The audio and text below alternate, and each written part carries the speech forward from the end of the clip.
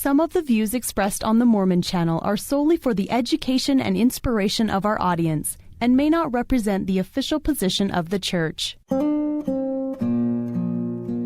This is Why I Believe on the Mormon Channel of The Church of Jesus Christ of Latter-day Saints. I'm Rick Starr, and we're talking today with Glenn Rawson and Dennis Lyman, who produced a TV series on the Joseph Smith Papers and recently also released a series on the history of the saints, covering from the martyrdom to the gathering of the saints in Salt Lake City. Dennis and Glenn, welcome on our program today. It's good to have you. Thanks for having us, Rick. Pleasure to be here. Let's introduce you to our listeners. First of all, if you could tell us a little bit about yourselves, Dennis and Glenn. Sure. I'm Dennis Lyman. I've worked at KJAZ Television for 20 years for Larry Miller and Gail. Did some church history videos for Larry for the station at the time. We worked on a handcart video up at the Devil's Gate, Martins Cove Visitor Center that's up there. And then Larry had us do a 7 one-hour part series called Utah Remembers. And then, the history just took from there. Produced 4 temple DVDs, the Pioneer Temples in Utah, 90-minute documentaries on that, and then was introduced to the Joseph Smith Papers with Larry Miller. Called and asked me to shoot the video for all of that, and then Glenn and I met, and here we are, History of the Saints and Joseph Smith Papers 150 episodes later. That's My goodness, that's a lot of episodes. That's a lot of history. Wow. Were you raised in the church? I was, The history bug didn't hit me till about 15 years ago, though. Oh. I love it. Can't get enough. Everyone has a story. Yeah. Oh, and the saints have wonderful stories that you've covered. Yes, they do. Introduce us to yourself, Glenn. Well, I'm a native of Idaho. I have a rich pioneer heritage, and but I knew nothing about it. I was raised out of the church. So my grandfather left the church years ago and eventually found his way back. But my family, I was raised out of the church. When I went to college, I joined the church. I used to ask my dad, about my history and where I came from, and he would say, you come from a long line of horse thieves, boy. That was it, huh? Yeah, and that's all I knew. And it's interesting, just this week, I found, by searching through some of the websites, I found my family and their immigrant voyage from Liverpool, from England, coming to America. I found my family name in there. Wow, incredible. So anyway, I joined the church when I was 18, went on a mission, and then most of my life I've been a ranch hand, a truck driver. And then about 15 years ago, we started producing stories on the radio. And some of Larry Miller's people had heard those and asked me. I was on a trucking run up through central Idaho near the wilderness area. They called me and asked me if I would come and be involved with this series, the Joseph Smith Papers. I've always loved the prophet Joseph, and so I came down and got involved. Dennis and I met, and like they say, the rest is history. Wow. I still live in Idaho. We work in Salt Lake and produce a series from there. Oh, that's great. Was the original seed for the Joseph Smith Papers series, was that a Larry Miller project at the time? I think it was between Larry and the church history department. Oh, okay. And I remember one day I was sitting in a doctor's office and my phone rang, and it was Larry, and we got talking about this project. It was the first I had heard about it, directly anyway.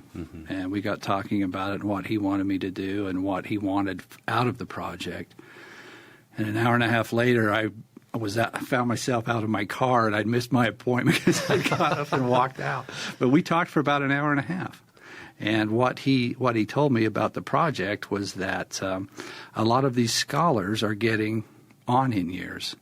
So what he wanted to do, the whole purpose of this was, besides the books, was to get the interviews on record so they could transcribe them.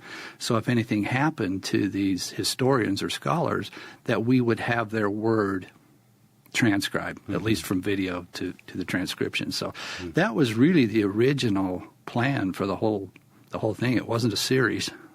It was just to get the words and transcribed. But as you mentioned, it turned into a 98 series. It did turn into a 98 series, and holy cow, it was a lot of fun. We flew back to Boston in August of 2006, the first time. with Ron Barney, the church historian that was he the lead editor on? He was one of the main editors editors on it. Yeah. Went back there with another videographer and myself, and we stopped at every site that Joseph had anything to do with in his family, and shot video of the sites so we could at least have some video to put on a special or two when we were finished with this project. And then that was a 10-day tour, and then in October of 2006, we took a tour back with all of the historians and the scholars at that time and their spouses. And at every site, historic site that we stopped at, they had a presentation prepared to give at that site. One of the historians did. Mm-hmm. And we recorded all of those. So we would have all of the transcriptions from that. But by the time before we even started any of that, we had shot approximately 40 to 50 hours worth of interviews here at the conference center before we even knew what we were doing with it, television-wise. So we had 40 or 50 hours worth of interviews there, and then this 10-day tour with the historians and scholars at all of these sites. We had so much video. I said to Larry, we can't just do a special. We have too much here. And then the interviews continued on even from that point on. So that was kind of the birth of the documentary series. So that was kind of fun. And then that's where I entered the pictures. After they had done all of this, they brought me in to write and assimilate all this material, and with the help of the scholars at the Church History Department, to write the series. So you wrote the series, and Dennis, you shot the video. You're the videographer. Mm-hmm. Great. Well, what a great team it's turned fun. out to be. It's fun. It's been a lot of fun. Well, I know there will be way too much to cover in this short hour that we have. But just speaking about the Joseph Smith papers, what are some of the things that really touched you as you learned so much about the prophet Joseph Smith? I think the thing that touched me the most while I was learning about Joseph was it's one thing to read about his life. It's another thing to be there and be on site and feel the spirit of place. It's something else for me personally anyway to know that his family believed in him, not just someone that had written it down and that I had read about, but to know that his mother and his father and his siblings all believed in him, and the fact that no matter what happened, they were there. And people that have families, I mean, that's special, I think. I think it's different than reading it from a book. Mm-hmm. We were lucky we were able to see his journals up in the archives, the first Books of Mormon in 1830 that were printed. We've seen documents that there's probably a lot of people that will never see before. Of course, there's Glenn. He sits and reads them all while I try to light them and shoot them. I don't get to read them. I just see what they look like. I don't know what's in them. But we've seen some wonderful things. And going through the Kirtland Temple, there was a lot of wonderful sights. That's neat. Many, many things. Glenn, were there any particular stories that really touched you about Joseph Smith? Well, generally speaking, I knew all along that Joseph was a prophet, and I had studied his life and his teachings and the stories about him. But when we got deep into this project, you could say that because the scholars were so well versed, they brought us in and they showed us. We got close to Joseph with their help. They showed us his history. We studied his life. For me personally, it's like I knew all along that he was a prophet, but I had no idea what a great man he was. I saw the opposition. I saw the accomplishments. I saw Joseph's weaknesses, what some would call his mistakes. I saw the human side of him, and that made him all that much greater. I remember particularly we were out filming one day, and Dennis mentioned the spirit of place. We were at Liberty Jail, and we were there filming everything we could for the jail for use in the show. And I had nothing to do except be in his way. Which he does a lot. Which I'm good at. So I asked for permission. And the visitor center was closed, and the missionaries were right there with us. I said, could I just go down in that cell and just sit on the floor? With some apprehension, the missionary said, sure, just don't touch anything. So we went in, or I went in rather, stepped down inside that cell, and understanding that was the original floor. Everything else was a mock-up, but that floor was original. I sat down on that original floor right next to the prophet Joseph. And I was immediately wrapped up in a feeling of what he called the spirit of place. To borrow the phrase of Paul, I was a prisoner with the prophet Joseph for a time. I felt some of what he felt, identified with where he had been and that he had been on that same floor. All the way through our experience, at least for me personally, I was allowed to get close to the prophet Joseph, and the history proved the testimony. The most compelling thing that I'm trying to say is that studying the life of the prophet Joseph, seeing his history, proved what the Holy Spirit had already borne witness years ago. Mm-hmm.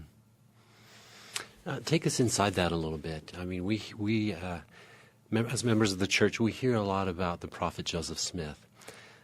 But we don't always get the day-to-day play-by-play of Joseph Smith. And you saw a lot of that. You mentioned Dennis seeing his journals and that kind of thing. Well, what's the day-to-day with Joseph Smith like? What are the character traits you see there in his life story? Well, for example, we were in a shoot early on, and we were with Ron Esplin, who leads the project on the Joseph Smith papers. Mm-hmm. And all these cameras and lights, and I'm completely overwhelmed. It's his world, but it's not mine. I really was the guy with a face for radio. So this television thing is kind of new. And I was just standing there holding this, quote, old dusty book. No idea what I was holding. And Brother Esplin said something like this, "Do you know what that is?" "No, not really." "That's Joseph Smith's first journal." I was overwhelmed. I opened it up and began to read, and as I read, and this is the response to your question, as I read, I saw a man like myself who had the same feelings about life, about his family, the same frustrations about day-to-day experiences, the same burning testimony that comes out in the journal pages, things I had seen myself write, just like that. And then, and I don't know if I should say this or not, but then the journal just sort of dwindles out after a few days. He had the same struggles keeping a journal that I do. Mm-hmm. And that's an example of what we learned all the way through. We saw the man, but then completely unlike myself, I saw the prophetic mantle on him. I saw the power of him speaking in Canada. I saw, as I read through the history, I saw him magnified in ways that are just beyond human. This man was a prophet of God. You could see the divine. So I guess to summarize, the beauty is we saw the man, we saw the husband, the father, the friend, but then we saw the prophetic mantle in ways that human understanding just can't explain. Incredible. You're listening to Why I Believe, the production of the Church of Jesus Christ of Latter-day Saints. Our guests today are Glenn Rawson and Dennis Lyman, who are the executive producers of a series on the history of the saints as they traveled west from Nauvoo. And we've been talking about an earlier series that they produced on the Joseph Smith papers, where they followed Joseph Smith basically from Palmyra to Nauvoo. That's the life of Joseph Smith right there from the time of the first vision. And his childhood. Then you go from there basically after the martyrdom, starting with the history of the saints, this next series, and go west with the saints. So you've covered the whole Mormon experience, early Mormon. And it's experience. wonderful. It is wonderful. From the martyrdom, approximately where the Joseph Smith papers ended, like you're saying, we started with the martyrdom and came west with Brigham and the Vanguard Company. And, another one of those spirit of places is Carthage Jail. Our first episode, we drove back to Carthage, and the missionaries, after they closed the historic sites department, let us go in there and shoot some of our stand-ups for those first couple shows alone. Well, there was a missionary downstairs, but that's a pretty powerful place to be when you're in there by yourself upstairs in that room in the jail. And we were up there for 4 or 5 hours, and that was a powerful experience. But we started there and just picked it up with the aftermath, what was going on in Nauvoo, preparing for the first Exodus. And once they leave that first company and get across to Montrose and start crossing Iowa, it's a new world. It's different history. It's just with Brigham. It's an amazing story, and there are so many different aspects to it. I had no idea. A lot of people think handcarts are about the only thing that happened coming west. That's pretty much what they know about.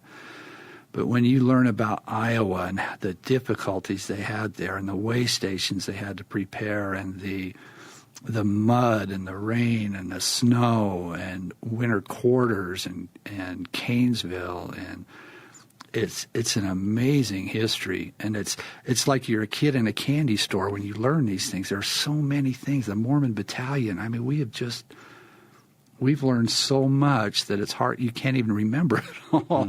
And the neat thing about it is that Glenn and I will sit through everyone's full interview, not just a little piece of it that you see on camera on television.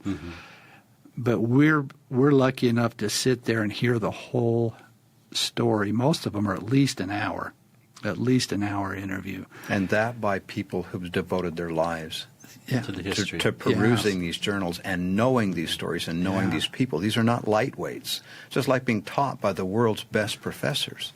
Yeah, it's they're the best that there are in the world as far as I'm concerned. And they're right here. They're at BYU and they're across the street in the church history department.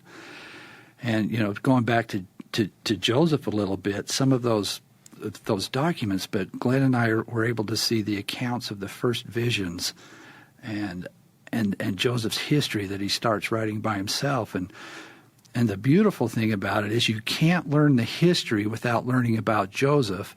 You can't learn about Joseph without learning about the history. So you're getting the complete picture, the Missouri era, the Illinois, the Kirtland, the New York. You have to know it all. It's just one big picture. And so from Nauvoo into the valley, that's just another chapter of it with the 3 Exoduses. And we saw a journal entry from Thomas Bullock where he wrote about the miracle of the quail when that poor camp came out of Nauvoo, the last of the saints to come out of Nauvoo, where the quail landed on their tents and on their tables and such. But you see the handwritten account from Thomas Bullock in that journal. It's one thing to read it and learn it in church, but when you see that actual document that's written exactly like you learned it, not a lot of people have had that experience that Glenn and I get to have. And we can bring that to you as the viewer. And that's where History of the Saints is a little bit different than the Joseph Smith papers. The Joseph Smith papers is more academic, document-driven. History of the Saints, with Glenn's experience in storytelling, is pretty much each episode is telling a story.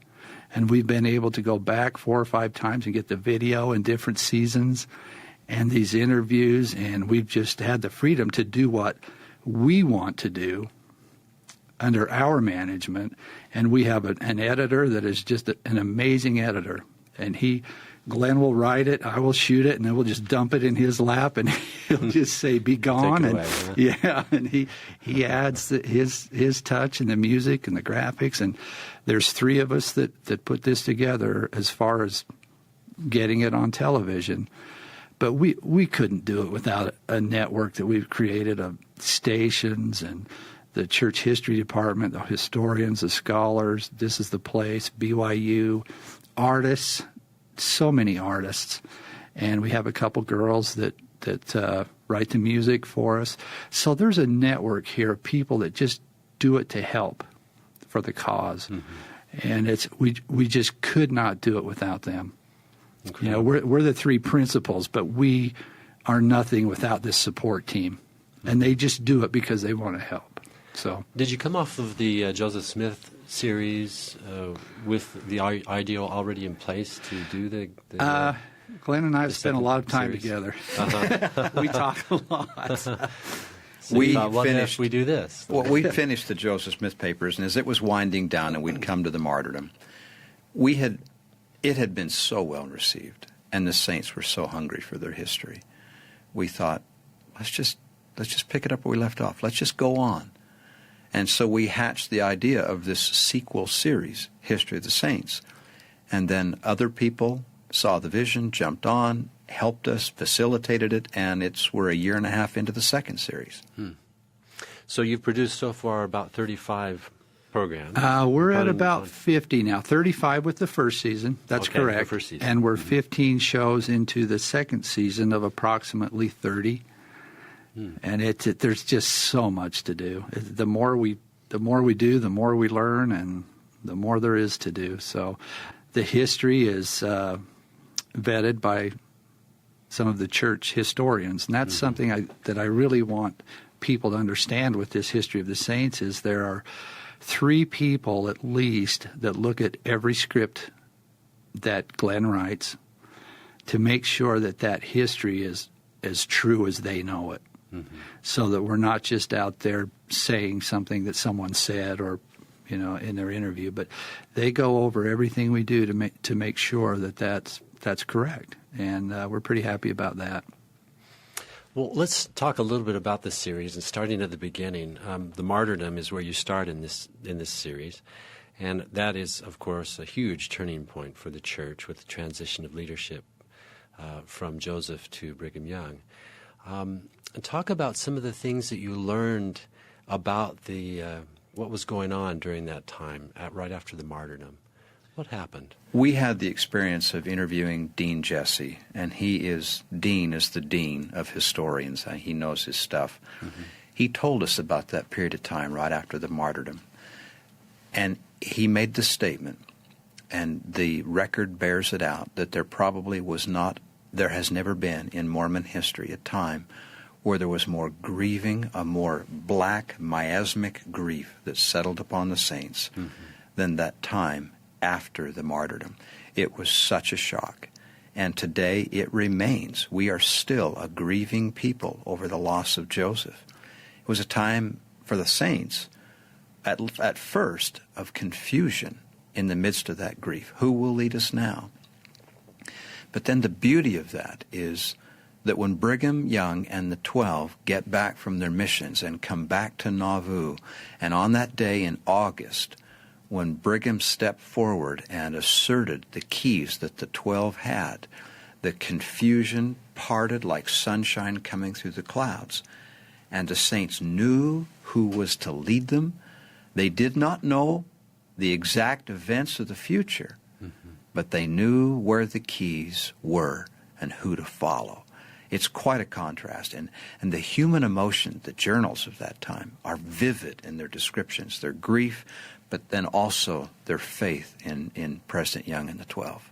A couple of surprises. I didn't get to watch every program in the series because there's 35 of them in the first season. But a couple of surprises that hit me. About 10,000 saints viewed the prophet Joseph after the martyrdom. And I thought that was very interesting. And Governor Ford, I didn't know about his involvement, close involvement with the proceedings and his concern about war. Talk a little bit about some of those things. Well, again, the thing that is difficult, and we walk a fine line, is that you want to respect the living and the dead. And we don't want to malign anybody, but the record bears out, and President Hinckley even spoke of it, of Governor Ford's duplicity in all of this. When Joseph went to Carthage, he was released on charges to come back. I mean, he was free to go. The research has borne out. He was free to go, and on his way out, when he was served with that writ of treason and held, Governor Ford was warned this whole thing, when the saints left Nauvoo, the record bears out they were angry and resentful at the United States government for not helping them in Missouri, and they were angry at the officials of Illinois, led by Governor Ford, because they basically held Joseph hostage. And the record bears that out. And of course, Joseph was murdered. And that resentment carried all the way across the plains. And thus, when the saints enlisted in the Mexican War as part of the Mormon Battalion, most of us today don't recognize how difficult that was for them, what a shock to their sensibilities that was, what a sacrifice, because they're being asked to aid the very cause that had taken, in their estimation, the prophet and the patriarch. Makes it all that much more astounding. Incredible. You had mentioned, Glenn, earlier in the program that you've had a personal discovery here about your own ancestors just this week. Were there other occurrences that you know about, either one of you, about your own ancestors being involved in the Trek of the Pioneers? Or tell us the story about your own ancestors. First of all, about Dennis. He's a great, etc., grandson of Amasa Lyman, who was a member of the Quorum of the 12. And today, Amasa gets a lot of bad press coverage for events later in his life. But if you go back and look at that early record, Amasa Lyman was there from the days of Nauvoo and before. Dennis, you ought to say something about that. He was very integrally involved in early church history, a good man. Yeah, he went on many missions. He donated his entire life, for the church once he had been converted. And he was a special guy. He really was. It was sad what happened there toward the end of that, but not only him. My great-great-grandmother is Eliza Partridge, also, that was with the prophet for a time, and she came out west later. She lost a baby at winter quarters. She buried a 5-month-old baby there. And then after she'd been there a while, she came out further west, and then she had a baby at the confluence of Laramie and the Platte River at Fort Laramie. Mm-hmm. And named him Platt Lyman, who ended up going down being one of the head of the company for the Hole in the Rock down in Bluff. Interesting. Yeah, so I have some great heritage with Amasa and Eliza, and it's just been a lot of fun. It sure makes it a lot more fun when you do have that connection with that. And Amasa went down with Charles Rich and settled San Bernardino there toward the gold rush, and collected tithing down there to bring back for Brigham, and brought back the Mississippi Saints there at Fort Laramie. He went down and helped bring them back with some of the battalion. Got into the valley 2-3 days later than Brigham did. But yeah, it's some great history. I love it. Everyone has a story. Yeah. And it just and they all tell it differently, and it's everyone feels things differently. But it's boy, what a great history! What a great history. Glenn, talk a little bit about your discovery as well. Well, it's kind of old and new because, as I said, I knew that I came from pioneer stock, but I didn't know that much about it, and I still have a lot to learn about it. And then we were interviewing Fred Woods at BYU, and he had told me about this Mormon migration website that had been done through BYU. In my ignorance, I knew nothing about it. I should have, but I didn't. So Fred told me how to find it. I found it. I went on there, typed in my ancestors' names, and discovered when they had left Liverpool, the ship that they were on, when they arrived in New York, how they rode the train to Benton, Wyoming, the captain of their leader on the ship, the captain of their ox train when they came on into the valley. And then I knew some of the history from there because my great-grandfather was a babe in arms on that journey. He was just an infant. And came and they settled up in Idaho in the Egan Bench country up there, were some of the first ones there. And of course, I knew the history from there, but finding the origins of it was unique and fascinating. That was the old. And then because of Dennis and I's efforts, I've had the opportunity to take all 7 of my children back on the trail on numerous occasions. Take them to Carthage and to Liberty and to Devil's Gate and Chimney Rock and share those stories. That was the neat part for me, is to be able to share those stories and teach my own babes about their history in these places and their greater history as Latter-day Saints. Incredible. You know, I'm sure you've piqued some of our listeners' interest now as you mentioned your discovery. Where would a listener go to find out about their history like you did?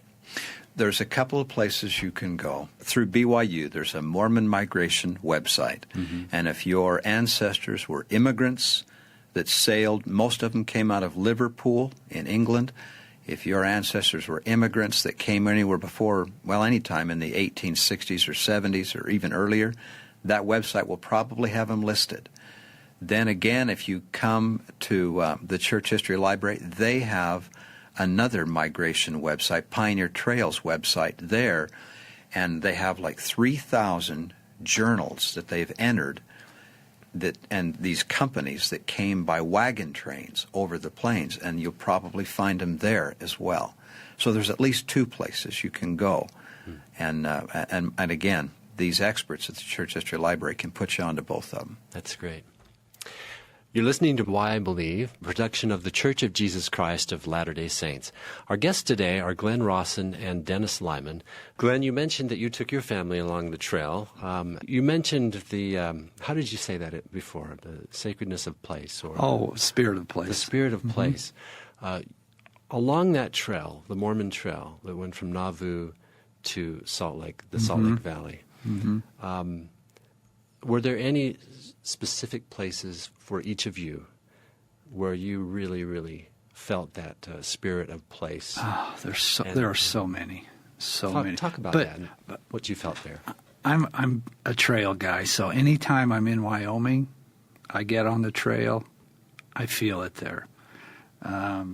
You get into those like Devil's Gate and obviously Martin's Cove and those types of places, but there are so many trails still out there in Wyoming that you can go be on, and the landscape and the Guernsey ruts, and most of that stuff, was the Oregon Trail also. It wasn't just the Mormon Trail until you get close to Fort Bridger, but you get over there by Parting of the Ways where you can see it way off and go up toward Oregon and Idaho.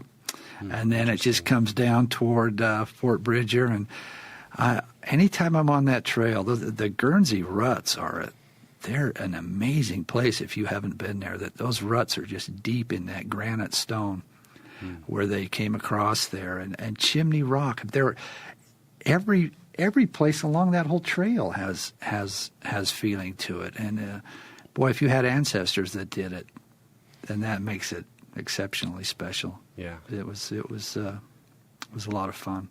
Yeah. There was a place particularly that, as you go along the trail, anywhere along the trail, like Dennis says, you feel their presence.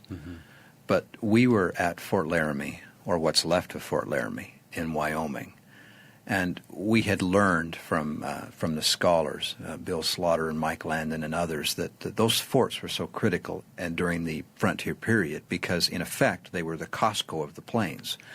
That's where you came to resupply, re-equip, recruit your oxen, etc. So Dennis and I drove up there just to film. It was a beautiful, windy day. The wind always blows in Wyoming, but it was a windy day. There's a surprise. Yeah. And I was standing on the porch of one of these old buildings, and I could just hear in my imagination the hullabaloo of an ox company coming in, of a wagon train moving through. I could hear the voices. It was just like it was so real. The written word of the journals began to echo in my ears as I was at Fort Laramie. And you could just see it, and you could hear what this place was 110 years ago. Amazing. Incredible. When you said spirit of place, it really touched me because I remember having that feeling going to the Nauvoo Temple the week before its dedication and looking at the stone on the front that says when the commencement of the building of that temple began. And it doesn't say that it was in, latter days.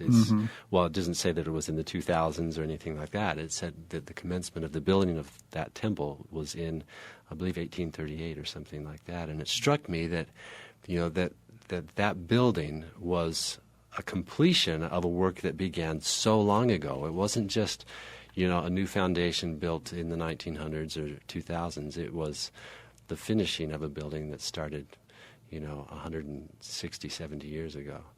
An incredible feeling. And it was, like you said, it really overcame me, that spirit of place. Along those same lines, this is my own personal feeling. The reason that I am here in this valley today is an accumulation of, a lot of people would go back and say the exodus from Nauvoo to get here, but I take it all the way back to when Joseph was born. I mean, I believe it's an accumulation of everything that's happened from December 23rd, 1805 till now is the reason that I'm here and enjoy what I'm enjoying in these beautiful mountains, And so along those lines, that's my feeling too. I really think it's an accumulation that started back then. Not in 1955. But long before that. We're working on a series of shows right now called Life on the Plains, or The Journey to Zion. And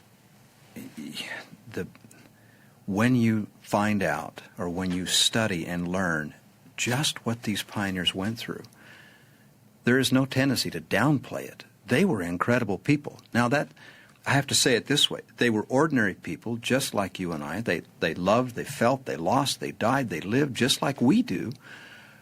But they were tough, and they were hardy, and they were not accustomed to camping out on the plains any more than we are. And you read journal accounts about how they figured out how to take a bath, how they figured out how to cook out there. And your respect for them, your admiration for them grows. I say it again. The history supports our faith, doesn't contradict it. It supports it. It amplifies it. It gives it illustration. It gives it more meaning. Wonderful point. Let's talk about some of the people you discovered on that trail. Some people that touched you. Go ahead. The first one that comes to mind is Erastus Snow, who is just a young man out on the plains in the Vanguard Company with Brother Brigham. And it was his job one day to be guarding the cattle. Well, he didn't do it. He did not do it. He shirked his duty for one reason or another, and consequently the cattle wandered off and mingled with the buffalo. And the next day, Brother Brigham was furious. In rounding up the stock, he lost his telescope, his spyglass, they called it. That made him all the more angry. And right in front of the whole crowd, in Brother Brigham's inimitable style, he dressed him down and chastised him, if you will, right before the company. Well, Erastus, who's just a young pup, makes the mistake of defending himself, and that made Brother Brigham even more angry. And he didn't insult him. He just called it the way he saw it, and he was right. And he asked for the congregation, the men assembled, to sustain him in his chastisement of Erastus Snow. The men all sustained him. Well, later on, and then Brother Brigham says towards the end, now you just be quiet and go back and get your work done. In other words, end of story, it's done, don't make the same mistake twice. Erastus writes in his journal, I've been a member of this church, dozen years. I've never been chewed out like that, and I hope that's enough to last me for the rest of my life. And what really got me with that story is Erastus bore no grudges, accepted it meekly, went on with responsibilities, and within 2 years he was called to the quorum of the 12 by Brigham Young. And that's just one example of some of the events. And we were at the place where this happened, near it, and it's just amazing. Incredible. Dennis, how about you? Any stories of individuals? Well, mine that is really more touched so. you? It was a show from this season. It was on Oliver Cowdery, and that was a special show. I think that's been my favorite show of the second season.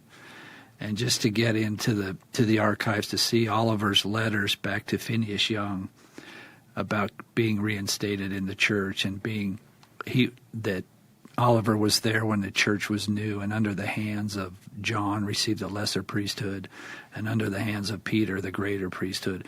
And to see that written in those letters on that old paper, it almost looked like linen, didn't it? Yeah, you could see the weaving from Oliver's hand. And I just didn't know a lot about that one, but that one just, we're in that little room over in the archives all by ourselves with these letters, and that was a powerful show. And it's so fun for us to be able to bring that to you, the viewer, that you wouldn't normally see. Mm-hmm. I mean, you could have someone tell you that story.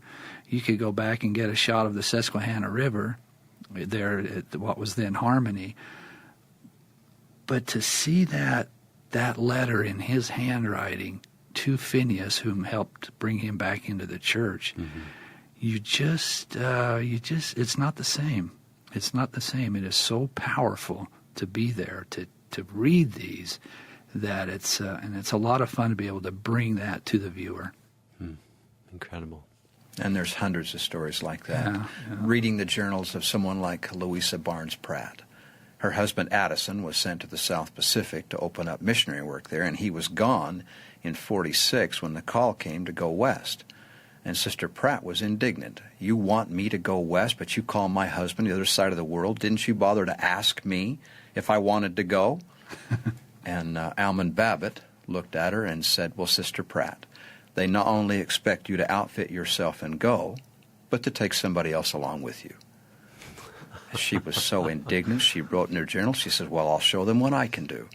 And the rest of her journal is so entertaining.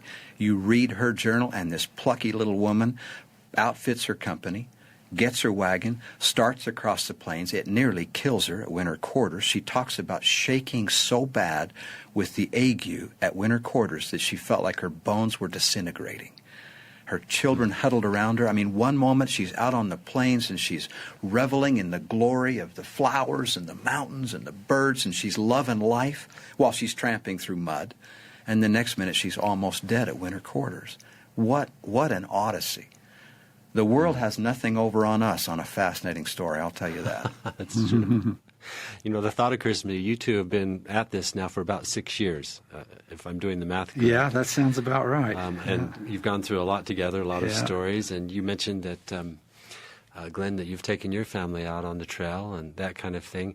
How has your involvement in learning and sharing the history of the saints affected your families? My family is so devoted. I've never done anything in my life. In all of my professional career, I've never done anything where my family has been more supportive, more kind, and more sacrificing. Because again, this is private. It's not funded. It's us. Mm-hmm. And they have made more sacrifices for this project than anything we've ever done. And they recognize, and I'm speaking just for myself, that this is a consecrated effort in large measure. Our intent is to teach and to edify. That's why we do what we do. And Dennis says this all the time. We're not steering this ship. We've known that from the beginning. We put ourselves forward to tell a story, and we've been led and directed. Our families have done the same to help us, and it's just been a marvelous thing, a very unifying thing. He said it perfectly. It's mostly the family behind you, yeah. Mm-hmm. And it's one thing to learn the doctrine, and it's another thing to bring that history in with it.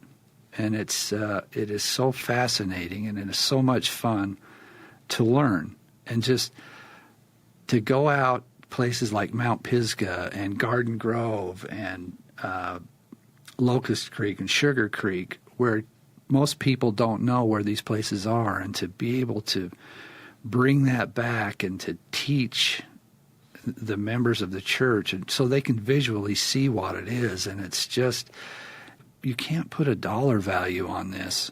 Glenn, you mentioned a little bit earlier where you felt like you had been led. Can you share an example maybe of a time where you as a writer, you're trying to storyboard a program and figure out how it's going to go, and then maybe a discovery, suddenly something opened up, and it's just like it takes a whole different direction. Can you share a little story about that? That's the story of this whole series. About every week. The Book of Mormon phrase, line upon line, precept upon precept, has really applied to what we've done. I'll just give you a brief example. We were interviewing Fred Woods at BYU just earlier, and right in the middle of the interview, we were talking about migration from England and ocean voyages and the saints coming over, and all of a sudden it's just an epiphany. You know what? This story isn't going to make a bit of sense until we talk about PEF. And most of your listeners will go, PEF, what in the world is that? And therein is the story. We find story after story embedded in our history that we as a people don't generally know, that enriches and enlarges and illustrates. The PEF is the Perpetual Emigrating Fund.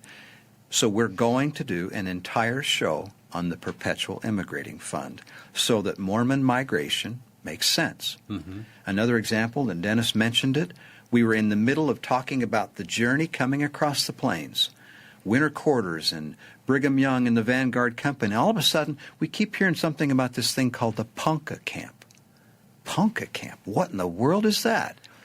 So we explored, we talked to the scholars, and out of it came one whole show, and a fascinating show about the saints of the Ponca Camp in northern Nebraska, while there was winter quarters and the saints down here, mm-hmm. Ponca Camp up north. Now you've got my interest. Give us a little bit of information on the Ponca Camp. Well, President Young had wanted the saints into the valley by 1846. So he sent men on ahead, mm-hmm. trying to get them while he brought the main body of the saints. It didn't happen. Winter came too quickly. The Mormon battalion was called, so they had to go into winter quarters. Well, Newell Knight and a bunch of others were clear out at Grand Island, Nebraska. They didn't want to go all the way back, so he said, hunker down here. They couldn't. It wasn't safe. So they went north to the confluence of the Niobrara and the Missouri River, and they literally carved a fort out of the wilderness in the middle of nowhere, and it's cold and desolate there. Mm-hmm. And they spent the winter of 46 and 47, and on Christmas Day, 1846, a fire broke out on the prairie, coming right towards the settlement. And all the pioneers turned out and fought that fire to ground. There's 100, 200 of them up there providing for themselves. Mm-hmm. They fought the fire to ground by 11 o'clock that night. But in so doing, Newell Knight contracted pneumonia. This is the same Newell Knight from Colesville that had been with Joseph since he was a boy. Mm. And we were at the archives and we opened up Newell's journal. It's January the 1st, 1847. And he describes in there how he is so sick and how he feels like he doesn't want to live anymore, like he's being drawn to the other side of the veil, that then he says, if I have a greater work to do, or if my family needs me, I'll stay, but I don't want to. And then in big, bold letters, he wrote in his journal, thy will be done, O Lord, and not mine. 10 days later, he's dead. And you pick it up with his wife, Lydia, now with 7 children, 1,000 miles from anywhere, and she's standing at his graveside. And in an act of complete submission, with total grief at the loss of her husband, she wrote in her journal, God rules. And then the odyssey of Lydia and this whole Ponca camp coming down and eventually finding their way to the west. Lydia winds up in St. George as a temple worker in her last days, and her son, Jesse, becomes influential in Utah history as a mining and a philanthropist. But then near the turn of the century, I guess as a touching postscript, Jesse went back to Ponca, and by that all remnants of their civilization there where he was born is gone. And he tries to find his father's grave. And he can't. So he builds a 30-foot obelisk, marble obelisk, places it there in memory of those saints at Ponca Camp. Mm-hmm. And it's all that remains of our history. And very few people ever go up there to see what was a whole story of our history. Incredible. Thanks for sharing that. Well, Dennis and Glenn, we only have a few minutes left on this program. I'm interested, just as we close out our program, if you would share how your production of these series has affected you personally and your testimony. It's affected me dearly, actually. It's there's so much to it that I didn't know. There's so much more to it that I don't know. And every day it strengthens your testimony. These people were special. And I have a little slogan that I say is, I want to work as hard for them as they did for me. And so that's kind of what drives me. Incredible. Thank you. President Hinckley used to say that we stand on the shoulders of those who come before us. And I guess what's most affected me, besides a deep, deep affection for them, I didn't know them, but I know them better now. I love those pioneers. I love our history and our forebears. I have a great respect for them. But probably the most profound thing is, I don't know how to say this, deeply humbled by them. They did great things, and I could never stand by and let someone demean them or spin their story to destroy the faith. It is a travesty when someone does that. These were great people, and they did great things for the kingdom, and they are examples in every worthy sense of the word. They were human, but they overcame it. Whether you're LDS or not, you owe these people respect if you live in this state. Or in the West in general. Yeah. Glenn Rawson and Dennis Lyman, thank you so much for being with us It's our today. pleasure. You've been listening to Why I Believe on the Mormon channel of the Church of Jesus Christ of Latter-day Saints. You can get more information about this program and other programs on the Mormon channel by going to mormonchannel.org. Thank you for listening and have a great day.